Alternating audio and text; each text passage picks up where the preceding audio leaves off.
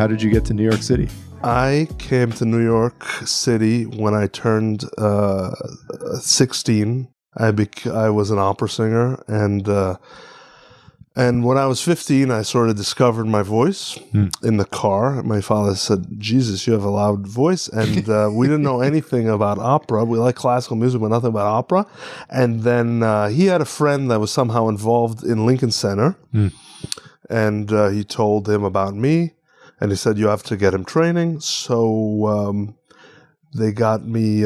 He got me connected with an assistant conductor at the Metropolitan.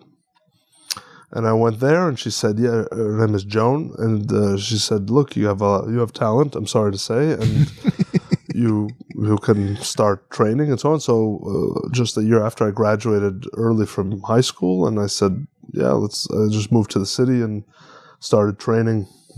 And I went to Manhattan School of Music for a year, and then I quit. And that's how I started my life in the city. Is that something you wanted to do, going into opera? I mean, was there a time where that was the dream? Look, it was super. I thought it was cool. It was super special. You know, at that time, my older brothers, everything was always about how exciting their life was. They were restaurateurs in New York City, and it was very exciting. It was very, very exciting what they were doing. And then I thought, okay, this is a cool thing, and my dad's excited about it, and I thought it could be really cool. And then, it didn't matter in my mind that I was fat, because opera singers are supposed to be fat, the way sumo wrestlers are supposed to be fat. It turns out not to be true, but it didn't matter at the time. So all these things together, I like the idea that it was, there was travel, and that it was foreign languages, that it was very kind of a luxurious seeming life, because in my mind it was, I don't know how much you know about opera, but it was like Pavarotti and Domingo and opera houses and gold and restaurants. And so the more I got into it, the more I became fascinated with it, and the more I became fascinated with the actual art of it, which is the only thing I really miss about opera, is the music itself, which is so overwhelming. But it's beyond anything I can even explain. It's really a wonderful, wonderful art form. And so I did it for like 15 years, about 7 years too long. And yeah, I got a lot out of it. I learned a lot from it because it's so interdisciplinary. There's history and psychology and music and acting and politics that you're doing in the business itself, and it's an overwhelming world full of beauty and bitterness. Just a lot of resentment and bitter people. Because almost anybody that works in opera is failed at opera. It's very rare to be a very successful opera singer. At any given time, like world famous, there are like, I don't know, I'm probably speaking out of my ass, but there are like 10 to 20 super successful singers that are making very good money and singing the roles that they love and doing what they love. The drop-off from that is enormous, where people are going from making $10,000 or $15,000 or $20,000 a performance to making, $3,000 for 10 performances. Or something of that sort, or not working at all, or having to supplement their income by teaching or singing in church choirs and all sorts of things. So it's not a pyramid; it's a hockey stick, and that I think in the end, I saw that I wasn't going to have the kind of life that I wanted, and that's why I stopped. Also, I couldn't get. I loved it, but it didn't love me. But I still have fantasies about going back to it. How did you come to the determination it was time to quit, time to leave? I moved to Germany, and I went to an audition, and And I looked around. It was for a shitty little company project thing. And I was waiting there to audition. And I looked at all the people. I was 31 at the time, so exactly 10 years ago. And I looked at the people that were waiting to audition, and they were all in their 40s with ill-fitting clothing and overweight, and I'm like, and I looked at them and I said, I don't want to be them. And I got up and left. I said, this is not the life I want. And I didn't know what to do, and I was super depressed, in retrospect, depressed about it for a few years, until close to 4 years, until I started comedy. Because everything about it was my identity. You know, even till today, if you tell people I'm an opera singer, they go, wow, that's cool. It is very cool. It is very impressive. But I think that's the wrong reason to stay and do something, because other people are impressed by it. And I just saw that the life I would want would be filled with pain and disappointment if I kept going that way. And I didn't succeed in opera for many reasons. Partly to do with my own voice, partly to do with what were my real motivations for being a singer, which I think that's the main reason why it didn't work for me. I never sort of broke through for those reasons, rather than, I wasn't good enough. There are plenty of singers that are not as talented as I was that have fine careers. I just didn't want it enough, I think. And I think that I inherited that type of mentality from my own family. My mom is an artist, a wonderful artist, but never had a career as an artist. And I think, and she was painting in the studio for 40 years every day and making great art, but never had the sort of drive or career acumen to really make a go of it and make sure she got shown. And it wasn't for lack of trying. It was just for lack of trying harder, I think. And I think similarly to me, Your motivations in opera, going into opera, were, what do you think they would have needed to have been in order for you to potentially have had a different outcome? There are people that just love to sing. They love to perform. They love the energy, the risk, they can't not do it. Yeah. I didn't have it. I love to sing and I love to perform. I just don't love to perform singing, which is strange because now I perform singing every night. So I don't know exactly if I knew what were the motivations, maybe I would have stuck with it. But yeah, like the ability to dive into a character and really get swept away. I think I like myself too much. I like to be me too much to allow to be a different character. Like, fuck that other character. I'm better. I'm more interesting. Which is crazy because I was doing a lot of Shakespearean stuff. And those characters are way more interesting. But it's how narcissistic I am as and that's... Yeah. Also, if I was technically more proficient, maybe it would have been easier, because there's a lot of performance anxiety that goes with it. You have to sing a high note, and you don't know if it's going to come out, and it's nerve-wracking. So I was a neurotic mess by the end of it, and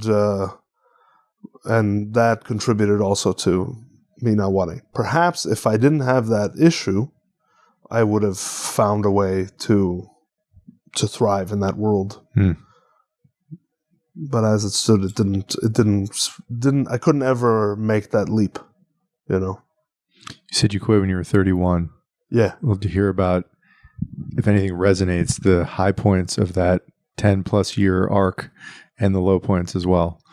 What do you remember? The high points is the music itself, and the ability to make music with brilliant people, and to understand and to dive into the art form, into the history, and understand. I know everything there is to know about opera. I know everything there is to know about singing. I know the scores in and out. I know the characters. I know the languages. I know the composers. I know the history. I know when they were written, for whom they were written, which monarch commissioned them, and so on and so forth. And it's fascinating. So that's the high point of that. The disappointing part is not being able to do it. The not being able to win the race, to hit the home run, to whatever analogy you want to use, to just fucking do it. And that's very disappointing. When you try, I tried so hard. I couldn't have tried harder physically. And to figure it out. And so that was the low point, the obsessive nature of trying to get it and really not knowing what it is. When you see people singing and they have so much joy and freedom, and when you feel yourself, the more you try, the harder it becomes. It's like you're locking yourself in as opposed to freeing yourself. So that strange dichotomy was probably the most painful part of it. During those years, were you able to eke out a living doing this? Did you have supplemental work? How did you survive? I was very fortunate to have a very loving patron, also known as my father, who just loved opera and was willing to do, and loved me and was willing to devote as much resources and energy to this art form. And I'm sure part of the psychology of why I stayed in it longer than I should have was also to please him, because I knew he liked it, but also to make it valuable, to pay off at some point. So that's how I survived. I mean, I had some work here and there, but as an opera singer, it's almost impossible to eke out a living. You're either waiting tables and singing, or you have a major career, or you're a teacher in some institution. And teaching for me was never in an institution, was in academia. It wasn't an option because I quit school. And nor would I want to be that, because those are the people that I encountered that were so resentful and bitter. That they never, or they were people that were able to manipulate other young singers into essentially destroying their lives, which is what happened to me in many regards. Because anybody can put out a shingle and say, I'm a voice teacher. You can. You don't need nothing. You just got to be able to convince some poor kid to give you their money.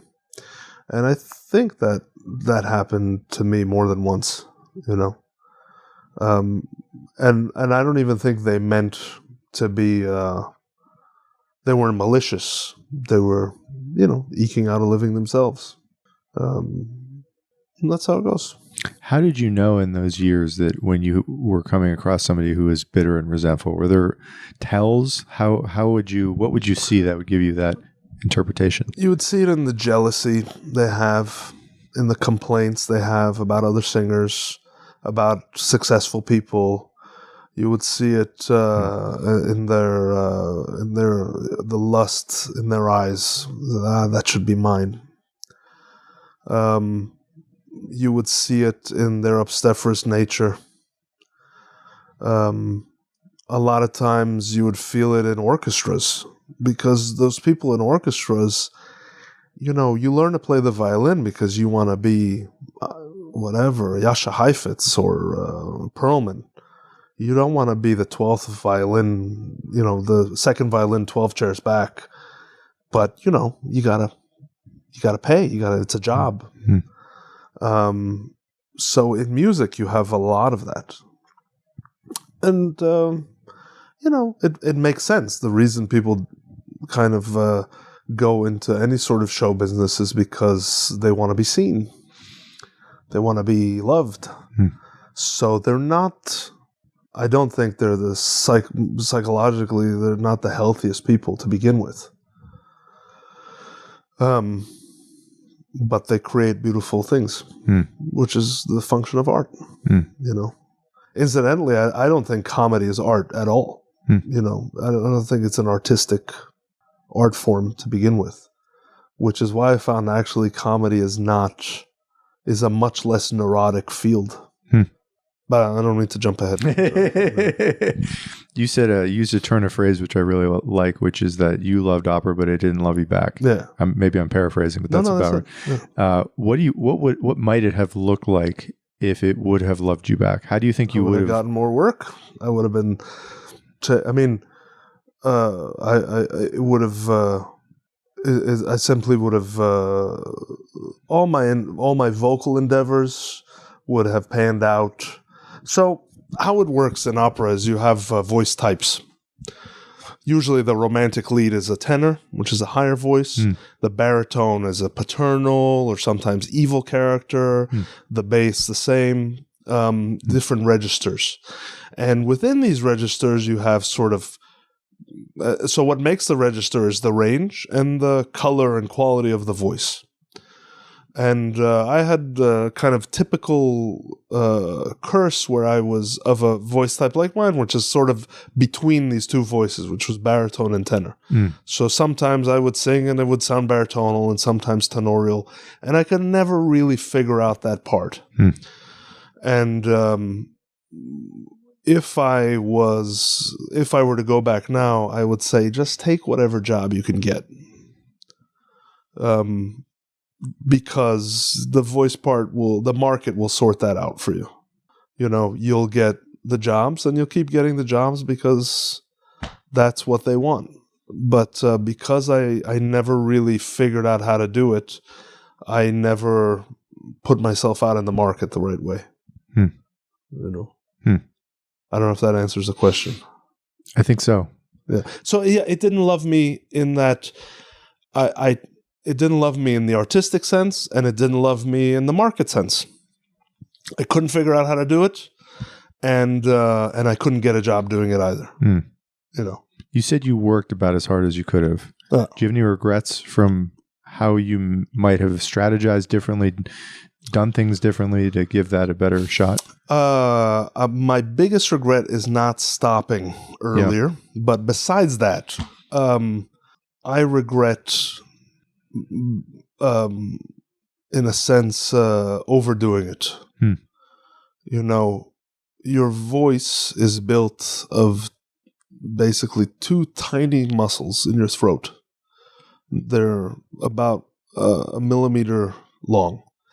And they're very easy to tire out and destroy, which is what all young singers do. They oversing, and I did that for years because you find something that works, and then you try to do again and again and again, and you overindulge in it. It's very masturbatory in that way. So this was a mistake. And then not committing to teachers that can prove that they know what they do. Because a lot of voice teachers, the reason they're voice teachers is because they can't perform. And I think that I would have benefited from a voice teacher that could show me what they're doing, or I know it's strange to say, but orally.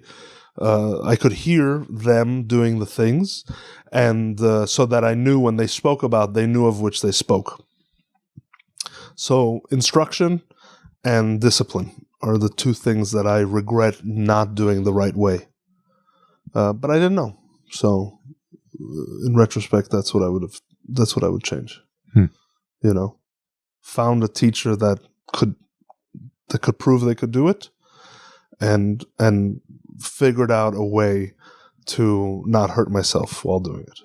You know, I don't think I've ever asked an artist on this show this question, but I think you're probably the right person to ask, which is, in your judgment, when is it the right time, or how does an artist know it is time to hang it up? Obviously, that's a very personal decision, but in general, a lot of what I'm hearing from you is just years of feedback that is not going your way. How do you think about that now, of when it's appropriate for even a committed artist to recognize, hey, you may love this, but it's all, you also need to be reasonable with what you're getting in terms of feedback? Suffer for your art, but take it easy. Like, you don't need to, if it's costing you, it's an addiction. Art, it's an addiction like any other. It makes you feel good. That's why you do it. You create from your wound, like Philoctetes, this Greek god, demigod. You have a wound that won't heal. And the only thing you can do is create this art that makes it feel better a little bit. That's why people become artists. Other people, they can just drink and watch football. But at a certain point, you say, this is killing me. I mean, I just couldn't do it. I couldn't become the cliche that's taking money from his parents at 31 years old. I want to start a life. Yeah. And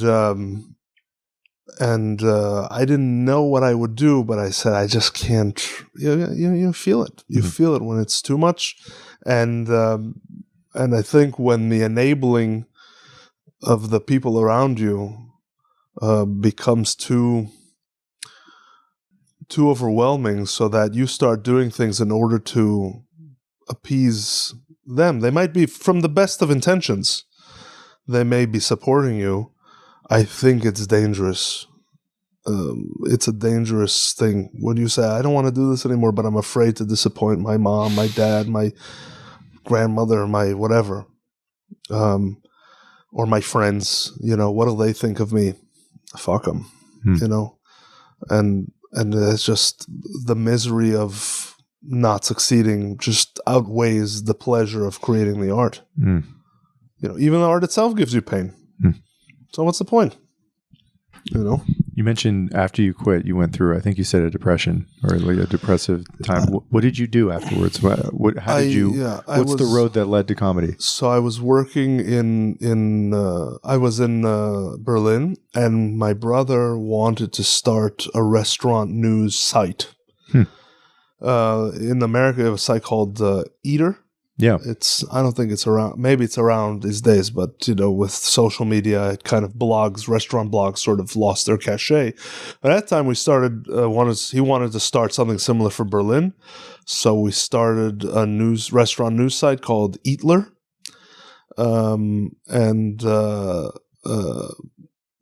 I started doing that for him. In retrospect, it was great training, because the whole point of writing for that type of site was it's got to be 100 to 200 words per article, if you could call it an article, and it has to have one cheeky, that was my rule, it has to have one laugh, which is perfect for joke writing. I didn't even think about it at the time. You have to make a very clear, this is what happened, this is the kind of food, this is the kind of restaurant, this is when they open, why they open, how, all the facts, this is why it's funny, and done. So I did that for a few years, up until Corona hit, and then there was no news because there were no restaurants. But I was grateful for it, because it was something to do, and I could make money doing it. And it had some social cachet to it, but I hated it. The first time somebody introduced me as a blogger, I wanted to fucking shoot myself. I was like, that's not me, And I would go back in my fantasies. I'll go back to opera at some point or not, but I was deluding myself. And I didn't realize how many times during that time I thought about suicide. Oh my God. Not in a profound way. I was like making a plan. I'm going to kill myself, and that never happened. But it would be a fleeting thought where you're like, it would just be easy to jump off this building. What do you think about it? How easy would that be? And, you go on with your day. And I didn't realize. So there was a question of identity. Everything I had was tied to this identity of this person. And then, while I was still doing that, I had a friend who was also a writer. She was writing for The Guardian, and she had done stand-up, and we became friends. And she said, "Come see a show." So I went with her, and I saw, oh wow, they're so bad. What's the worst that can happen? I could try this. So I wrote, one of the guys in the lineup was an Israeli guy, so it was easy to just write him on Facebook and, hey, how do I do this? Where do I sign up? And I signed up, and from the minute I was on stage, I'm like, all right, this is the thing. Like, from the first set, there's no way I'm ever doing anything else. I have to do this. Because, you have so much power to mind fuck the audience. You're fucking them with your mind cock. And you're opening their doors into their taboos, into their, you really have power over them. I know the future. I know when you're going to laugh. And I make the rules. It's the opposite of opera. In opera, it's a 300-year-old art form, more, but let's the current repertoire, and everything has been prescribed to the greatest degree, to the point where for 300 years we know what you're going to say, when you're going to say it, for how long you're going to say it, and for what pitch it's going to be when you say it. And you have directors and conductors. The technical limitations and parameters of that art form are so intense that if you don't fulfill them, it all falls apart. Yeah. It's like each one of those things is a brick in a building, and without any of those bricks, the whole thing collapses. And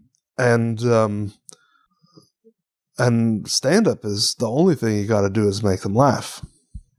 I mean, basically. I think it's much more developed than that if you want to be a good stand-up.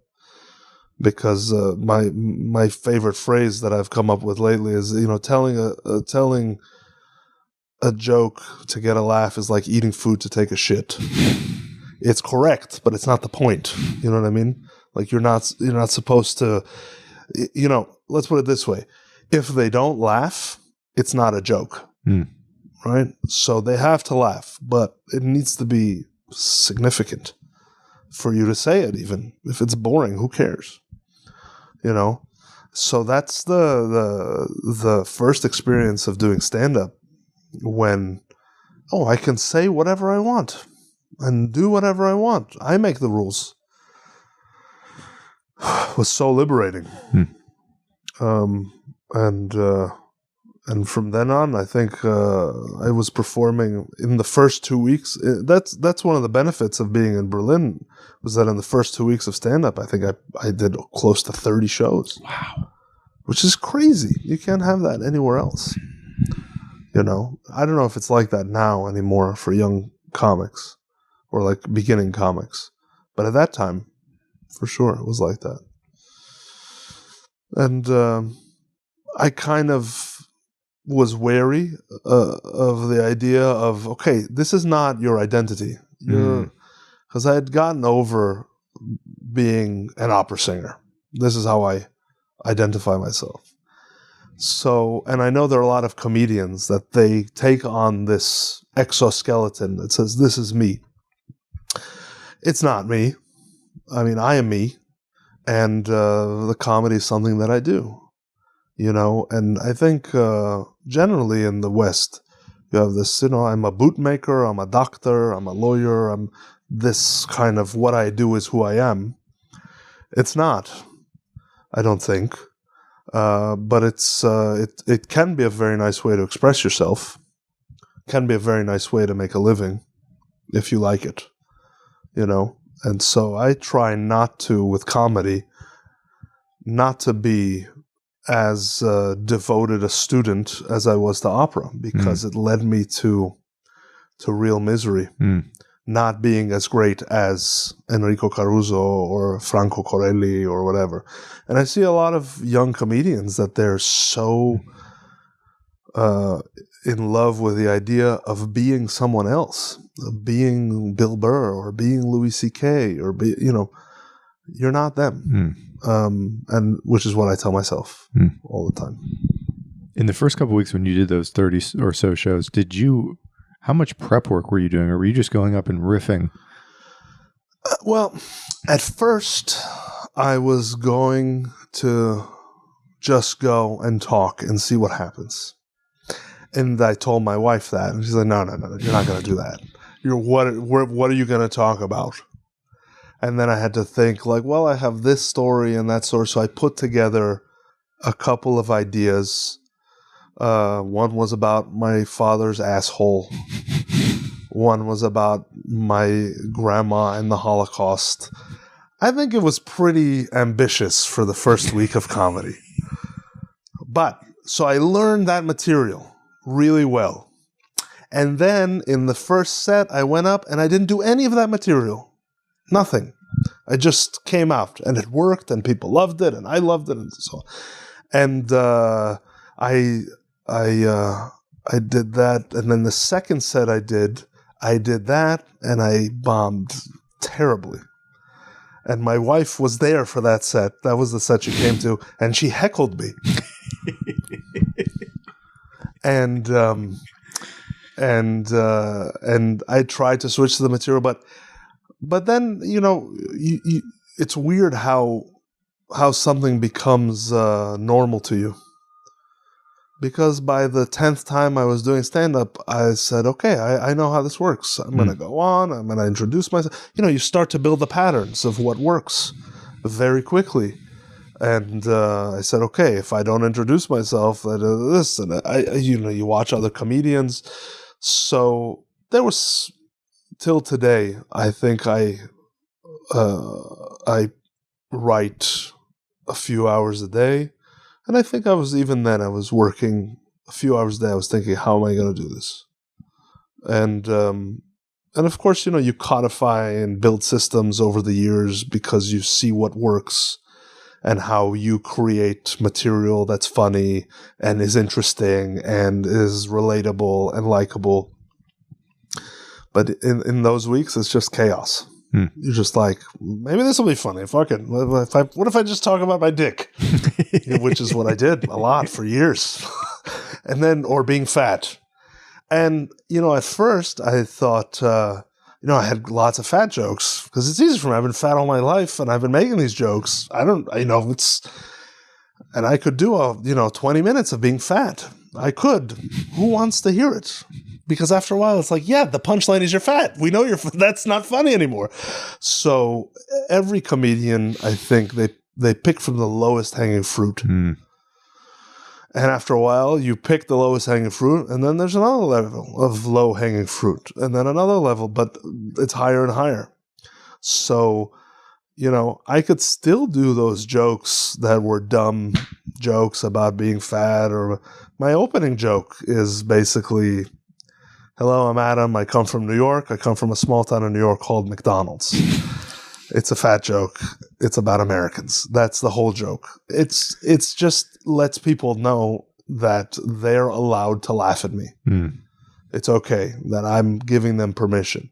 Or, I have many variants on different kind of self-deprecating things. That's one of my theories about comedy, that people have to like you in order to laugh at you.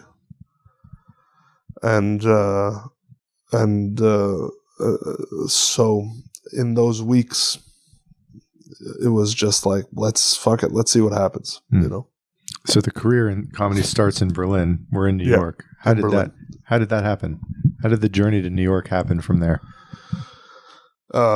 That's actually pretty leap because the New York part of the journey is very recent, and to make it quick, Eyal and I met on the comedy scene. My partner on stage, and he was doing a guitar act at the time. A guitar act is someone who basically does their humor through music, and he was getting kind of bored of it. He knew he wanted to do straight stand up. But I thought he was hilarious, really funny, super talented, actually really good player and singer and very funny. I mean, clearly the best stand-up in the scene, as far as I could tell. In Berlin. Yeah. And interesting, unique things. So I introduced him. He was speaking in Hebrew, and I speak Hebrew, to a friend of his. And they were speaking about Louis C.K. And it was right around, the time that 2018, right around the time that that he was going through the scandal with the masturbation, whatever. And he was talking about it. And then I went up to him and I said, "Do you mind if I masturbate for you?" And he said, "Please don't." And that's how we met. That's the first thing I said to him. And I didn't, because he said don't. So if he would have said yes, maybe I would have. I don't know. Respectful guy. Yeah, and then I said, yeah, I'm a singer, and maybe we can write something together. He came over to my house. I have a piano in my house, and he said, I have an idea for a song. It was an idea about the first line was, I saw a homeless person on the U-Bahn today. And that's all he had. And then I said, and it was strange because he was happy. He had a smile on his face. And then we wrote the whole song in 20 minutes. And it's a song about a homeless guy jerking off on the subway. And how I wish I could be as free as him. Because he's uninhibited and he's free. And he's jerking off. And his bathroom is the world. And then we realized, he's just on heroin. He's not free at all. He's actually the opposite. Anyway, so that was the first song, and so we wrote it, and then we performed it the following week, and it murdered. It was the first time in my life I murdered. It was like, okay, this is special. This is What's unique. the difference between what you'd experienced in that experience of murdering? Between my experience, all of your prior experiences and getting feedback from the crowd versus this one? You see people that can't contain themselves physically. That's the thing that's amazing. That's what laughter is. It's an expression of emotion that you can't explain.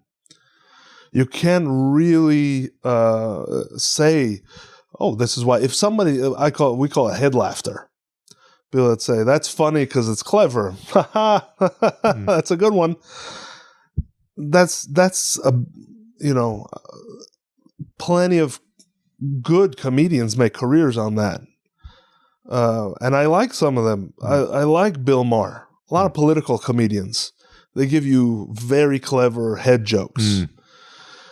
But when you see someone laugh from the pit of their stomach, they lose control of their body. And that's what this was. We're like, okay, I get it. It's overwhelming for them.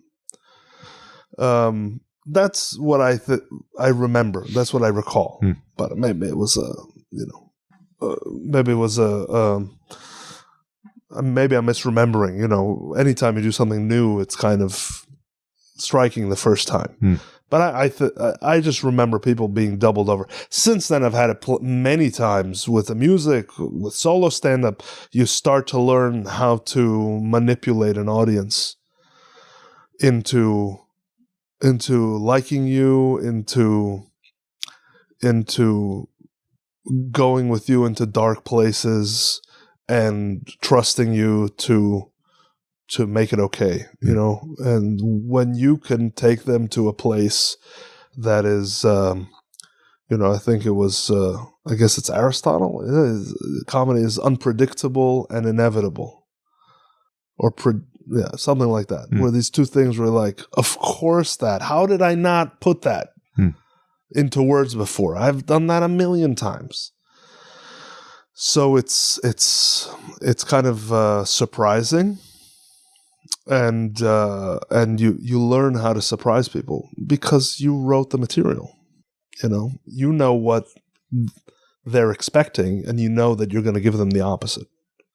And the opposite thing is more true than what they were expecting.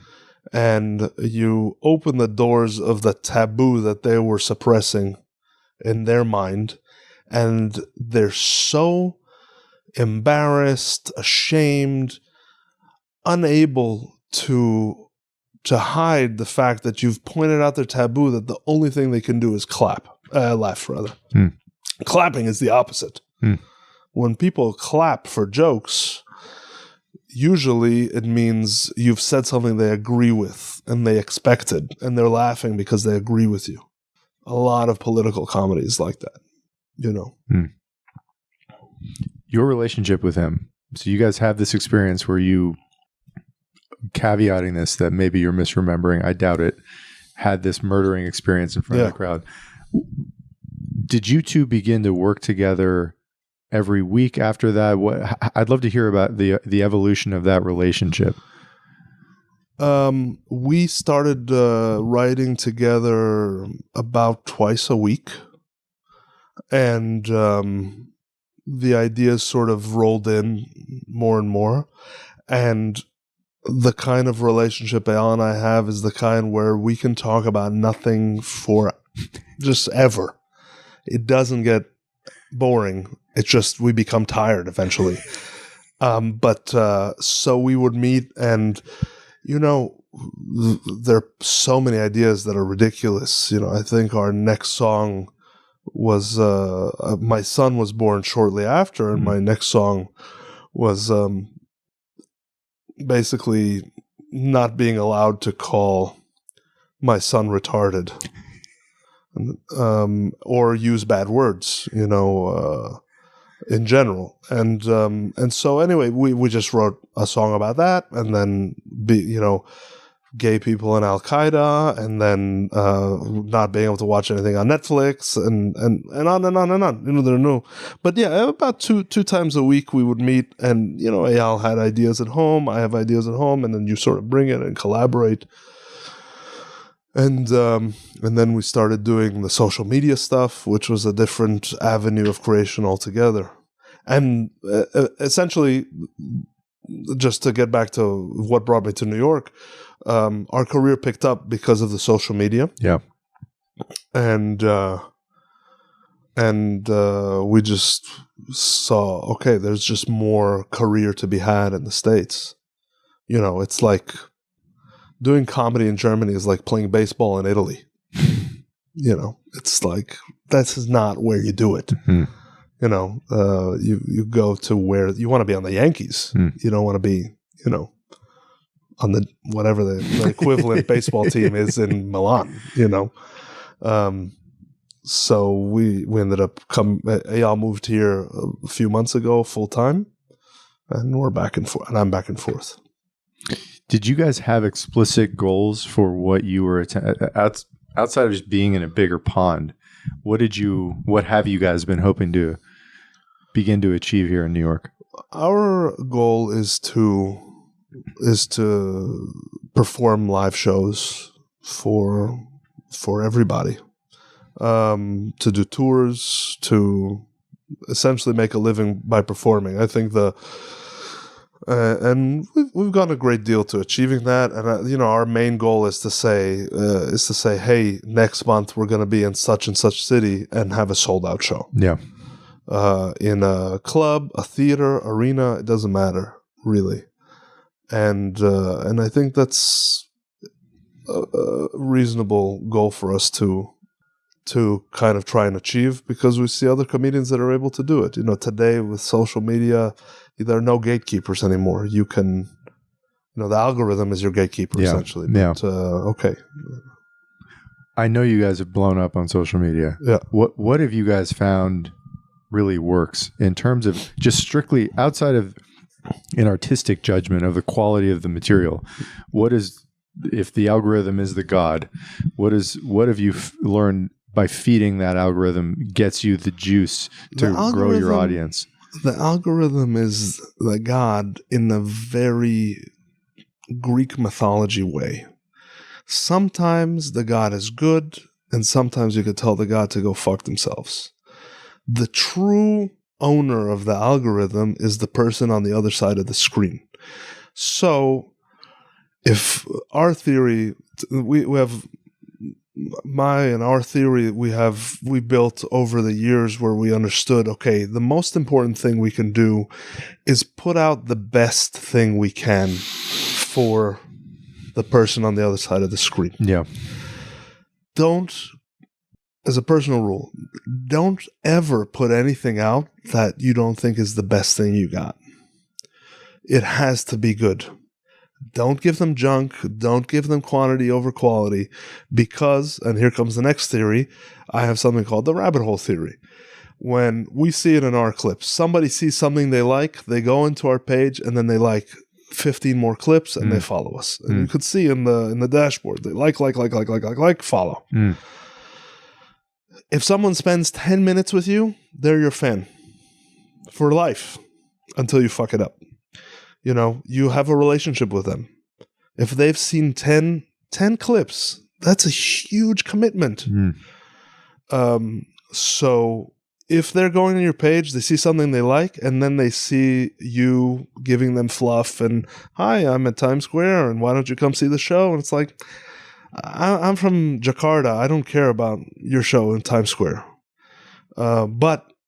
So they'll go away from your page. But if you give them good quality and then another clip of good quality and then another and another, they're just, the amount of times we have, I think, in all our followers and everything, we have 130 clips, 130 things, and we have close to 4 million followers. Which means, I mean, we have colleagues with thousands of clips with half the following. And we have colleagues with thousands of clips and no followings, which is similarly to the person I was that said you should not be doing this anymore. That's what I would say to that person. Don't do this. It doesn't love you. But so give them the best you can give them. And there are a few other rules that we have kind of developed for those things.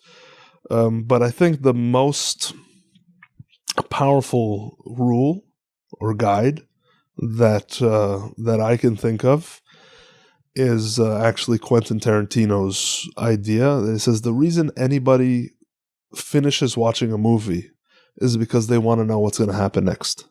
That's why people watch, because they want to know what's going to happen next. If they didn't care, they would just leave. I've left operas. I've left movies.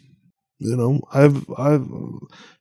if you're not interesting to me right away, I'm just going to leave. Like, I'll give you a chance, but I have to want to know what's going to happen next. You know, given that you've only publish 130 or so videos, I would imagine the bar must be really fucking high for what you publish. How do you guys filter through, and I'm imagining at certain points cutting out things that you think are good but not great? I'd love to hear about that process of like determining that something is really publishable. We've put out things that we didn't like and they didn't do well.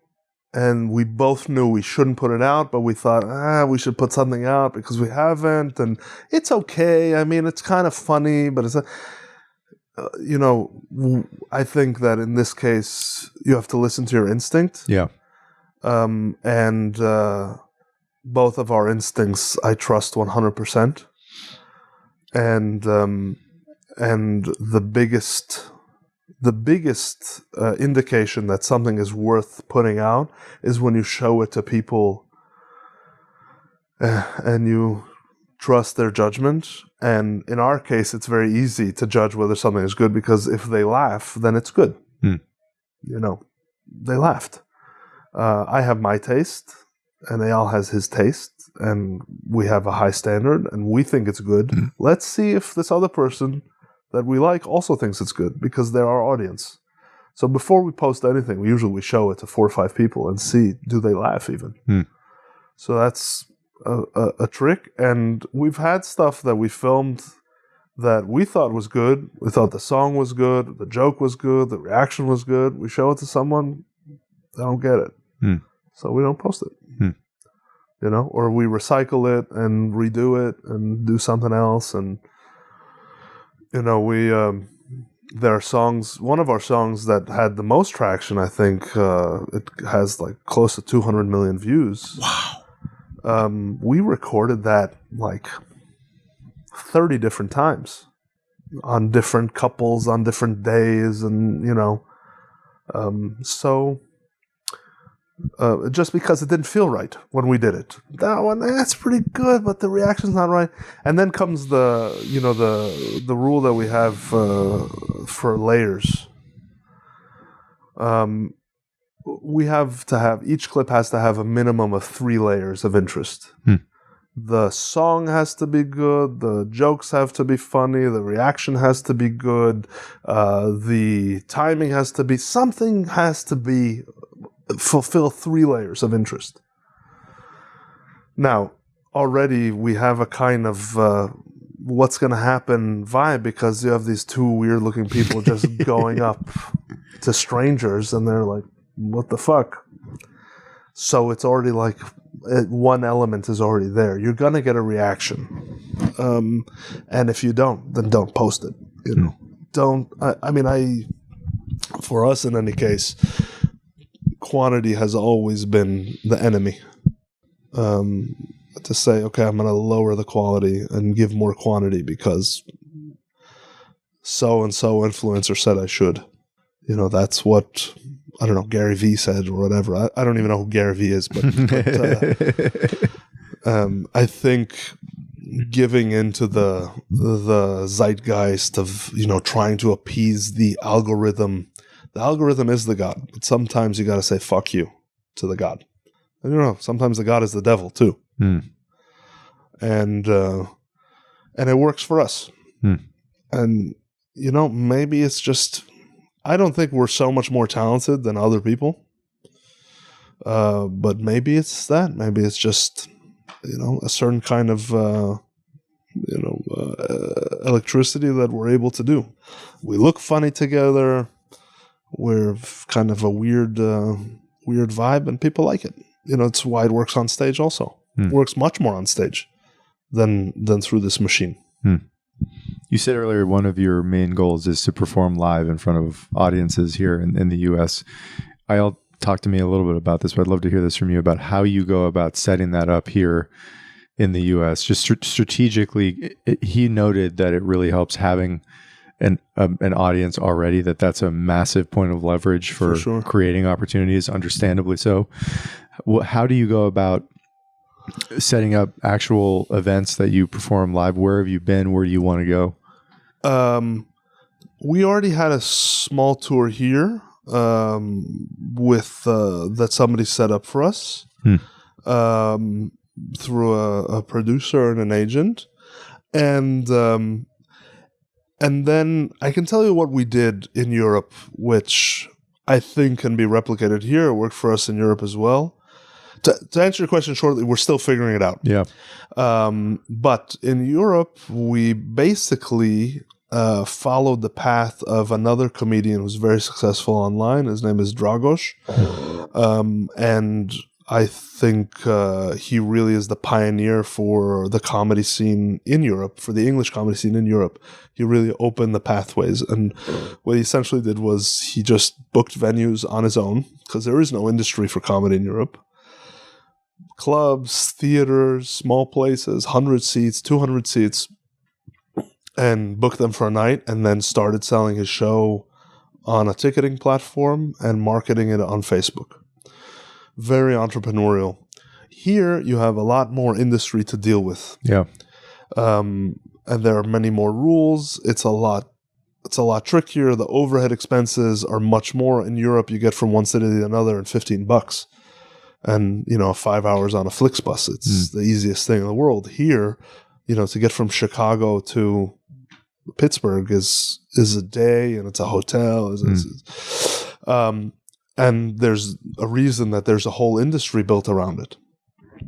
So because we have a following, it's much easier for us to do it, to call a comedy club and say, hey, give us we'd love to come perform in your city, and what nights do you have available, and they'll sign you up, and then you go, and then you try and sell your tickets.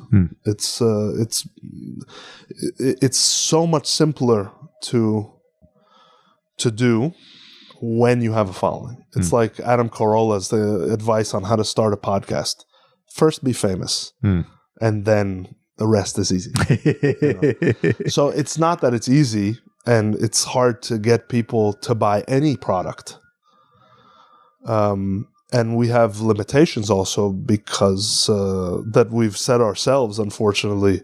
For example, one thing I never considered is that because we're called Two Jews, the audience that comes to shows here in America is 100% Jews. In Europe, there are like 3 Jews left. So most of the audience was always whatever country we were in, German, Belgian, expats, etc., and a few Jews. And American Jews are very different than Israeli Jews in terms of their humor, in terms of the things that they like to laugh at, in terms of the references. I hear all sorts of Jewish comedians here in America. I don't understand the references. We don't have this Yiddishkeit kind of thing. So it's a limitation that we have here just because of our name, something I never even thought of. I mean, I thought of many problems with our name, but that wasn't one of them. So, okay, now we have to figure out how we're going to overcome this hurdle. Do we change our name? Do we, my latest theory is just do good comedy and people want to come see it. And I get people's trepidation of not wanting to see a Two Jews comedy show because I like comedy. I'm going to go see comedy, but I don't want to go see a Chinese comedy show. I don't want to go see a gay comedy show, even though I love Matteo Lane. I think he's a very funny comedian. But will I get gay references? I don't know. Probably not. I mean, maybe. I'm a little gay. But, so there are those limitations that you have to deal with. But having the social media following is an enormous leverage. It opens many doors for us. The financial aspect of you reaching out to one of these clubs, they see your audience, they like your stuff, they agree to do this. Do you guys then negotiate terms for how you guys get paid? How does that generally work? You have standards. Generally, if you have a manager or an agent, they'll negotiate things for you. Usually, depending what level of you are in your career, there are guarantees. You say, okay, you'll come, you'll get a $2,500 guarantee, and then 80% of the tickets. And they'll keep 20%, or they'll keep the drinks, or something like that. Sometimes they say, we can't give you a guarantee, but we'll give you, 90% of the tickets or 80% of the tickets. But it's usually an 80-20 split, something like that. And it's kind of different for every club you come across or venue you come across.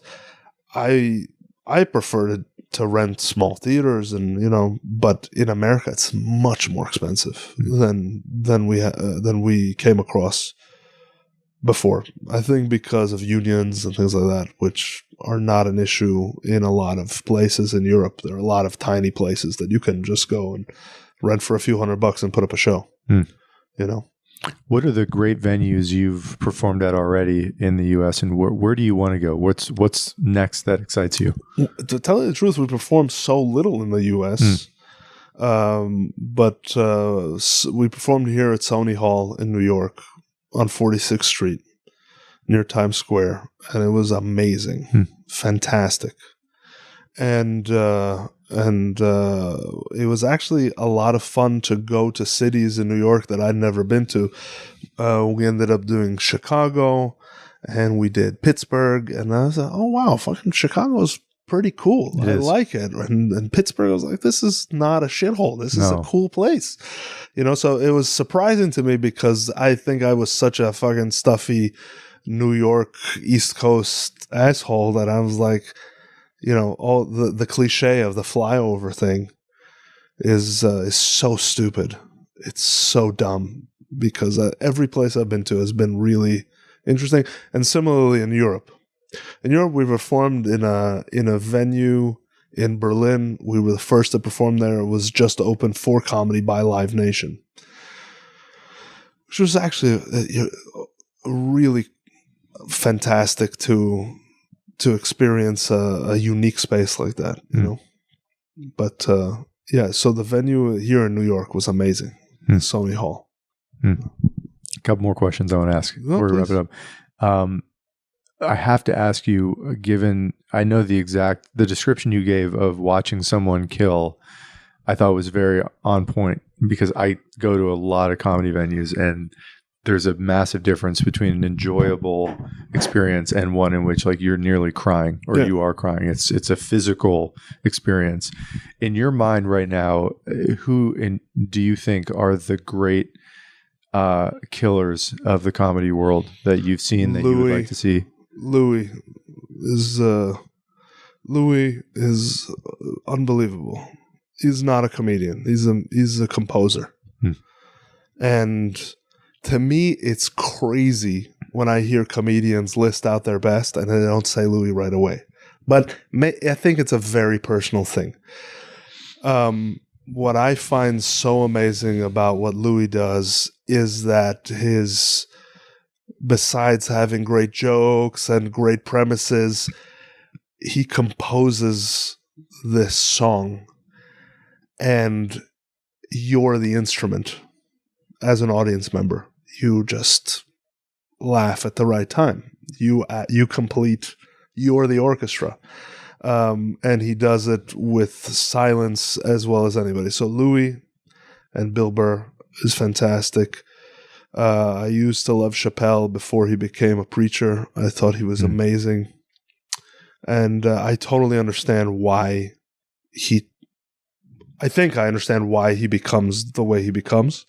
And I just think it's too easy for him to just be a great comedian. Like, I know I'm just going to talk and they're going to laugh.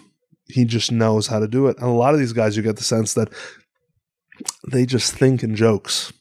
They just know what they're going to say is going to be funny, which is what makes them so confident.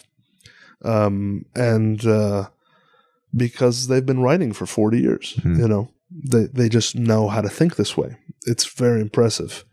And then I'm very impressed by Shane Gillis, and I think he's got some unbelievable ideas, so interesting, so smart, and stuff that you really never saw coming. And my personal favorite comedian is him and Louis for me are tied, and nobody really understands why. I think it is a guy called Jackie Mason. I don't know if you know Jackie. I don't Mason. Know. Jackie Mason was he was a Borscht Belt comedian. He died, I guess, 10 or so years ago, but he was super famous comedian throughout the 80s and 90s.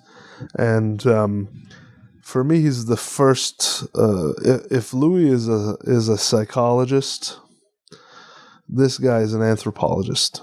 He kind of is able to look at cultures and societies and sum them up in a very pithy way, and ballsy way, and Jewish way. He's a super Jewy, like he's the Jewish comedian. Any American Jew alive knows who Jackie Mason is. Oddly enough, Eyal doesn't get it. He just doesn't understand. It's like, it's not funny. Like, I don't understand why George Carlin is funny. It just doesn't make me laugh. And other people will swear he's the greatest comedian that's ever lived. You know, so I think it's very subjective. We've talked about Louis a bunch. You mentioned his name a bunch, and I've seen him live at least half a dozen times. I just want to open up if there's anything else to say about him his style is so unique to me, and I'm guessing a lot of people who listen to this will have never seen him live, or maybe don't even know his material that well. If there's anything else you'd like to share about what you think makes him such a genius, I'm interested. What makes you think is unique about him? His ability. You use the word balls a couple times. I mean, he will just, as famous as he is, say things that make the whole audience gasp, right, even now. And I don't know that I see that very often, especially for people who have ascended to the level he has. Like, he's willing to risk it all every time he goes up there. I don't think so. I think he risks it the first time, and then he figures out what's funny about it, and then it stops being a risk. Like, I think with somebody's told me I'm not a sports guy at all. I know it's obvious from me that I could be, but I'm very fat, guys. But Kobe, every time he threw a shot, he knew it's going to go in. And similarly, with Louis, it's even more the case in that it's nothing that he hasn't said before, but he likes to go to that thing that's scary, that'll make an audience gasp, and then make it funny, and then make it okay. And so once he's figured that out, he knows it's going to work. It's not risky anymore. It's not like, oh, is it going to work this time? It's worked every other time, so it's going to work this time. So maybe when he's building it, it's scary and risky. And he's got balls to do it, for sure. I just think he's smarter than everybody. I think he's more interested and smarter than anyone that's doing what I do. And that's what makes him special. And that's also what makes him less popular than, say, I mean, I'm sure, Kevin Hart is a brilliant guy, and he's a very funny comedian. I don't think his material is, I want to say this in a indelicate way. I think that the stuff Louis talks about is more difficult to hear than the stuff Kevin Hart talks about, which is why Kevin Hart is more popular. And that's the USP of Louis C.K., which is a lot of acronyms in one sentence. That he goes to the deepest thing right away, and he makes you laugh about the hardest thing right away. No one else does that. No one else does that. I think Jackie Mason did that too. But it's, again, very specific. The intelligence about Louis, do you think that's mostly perceptiveness? Do you think that's a depth? I mean, I think you just alluded to that about where he goes. How would you describe his intelligence? I'd probably say he probably has a very high IQ. He's very open to all sorts of things, and because he's open to those things, he's able to talk about it without being afraid of it, without judgment. He was on Bill Maher recently, and he talked about AI. He's like, someone will tell AI to, based off of 5 bullet points, write a letter to this person and sends them in an email, and then that person puts that email in the AI and says, give me 5 bullet points. What the fuck is that? That's not something normal people think about. That's not something that somebody is perceptive enough to stand back and look at something that's happening in the zeitgeist that is strange, that doesn't make sense. Most of us don't think of it, and I think that that's where his intelligence enables him to see things that we don't see. And I don't think anybody does.